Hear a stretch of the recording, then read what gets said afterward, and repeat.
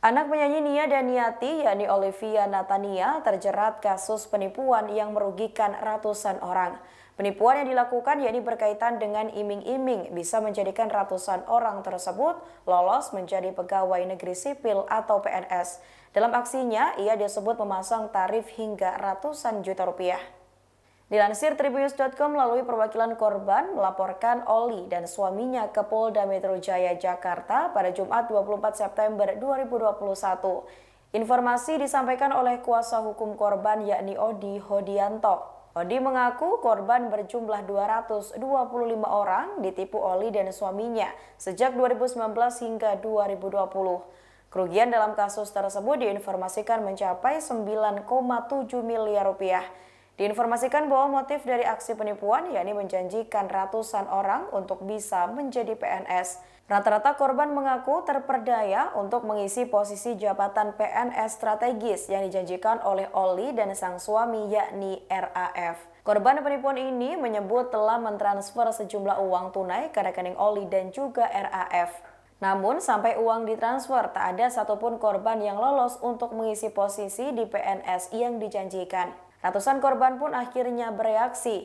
Korban diketahui melaporkan aksi penipuan Oli dan sang suami ke pihak kepolisian.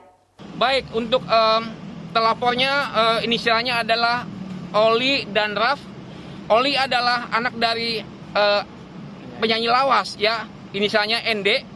Kami membuat laporan di Polda Metro Jaya dan masuk pasal tipu gelap dan pemalsuan surat. Karena pelapor ini adalah telah menyebabkan 225 orang menjadi korban dengan nilai kerugian 9,7 miliar. Modusnya adalah dengan cara bujuk rayu, iming-iming bahwa dia punya link, ya, dia punya link di BKN, sehingga semua korban itu tertarik untuk kasih serahkan uang pada Oli. Nah, kemudian Oli dalam prakteknya meminta pada korban menyerahkan dalam bentuk cash dan transfer, ditampung di rekeningnya Oli, dan Raf, ya, sehingga korban-korban itu menuntut kepada Oli dan Raf pertanggungjawabannya, dan setelah uang itu diserahkan kepada Oli dan Raf, Oli menyerahkan yang tadi itu, ya, surat-surat pengangkatan dan SK yang dikeluarkan oleh BKN. Setelah cukup nunggu lama, sejak tahun 2019 sampai 2001, tepatnya di bulan Agustus, ya, kami memastikan dulu bahwa SK yang dibuat BKN itu sah atau tidak. Ternyata tidak ada. Tidak ada yang namanya para korban. Mereka itu menyetorkan uang per orangnya mulai yang terkecil 25 juta, yang terbesar 156 juta. Berarti mereka itu sama sekali tidak berstatus PNS? Belum. Itu kan luar biasa. Sudah ada yang namanya SK pengangkatan. Ada NIP-nya, nomor induk pegawai, dan juga TMT. Tanggal mulai pengangkatan. Oke. Ya. Para korban ini udah sempat bekerja atau menerima gaji itu bagaimana, Pak? Belum ada. Mungkin Pak Karim bisa jelaskan, ya? Gimana, Pak? Sampai saat ini belum ada yang bekerja atau menerima gaji.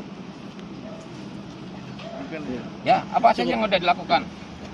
Maaf Bang, itu awal mulanya diiming-iminginya itu seperti apa? Apakah si tersangkanya yang dilaporkan ini menyasar ke 200 orang itu bisa sampai... Jadi awalnya adalah mereka menyampaikan bahwa ada peluang jadi PNS lewat jalur prestasi. Nah, mereka ini adalah menggantikan mereka satu yang diberhentikan dengan tidak hormat, yang kedua yang meninggal karena adanya COVID-19. Nah, itu yang membuat mereka itu tertarik, ya, untuk kasih uang kepada Oli dan Raf. Oke, cukup. 225 orang. Buasin. Sini bagus ini. Ini 225 orang. Demikianlah informasi kali ini. Nantikan informasi selengkapnya hanya di Tribun News.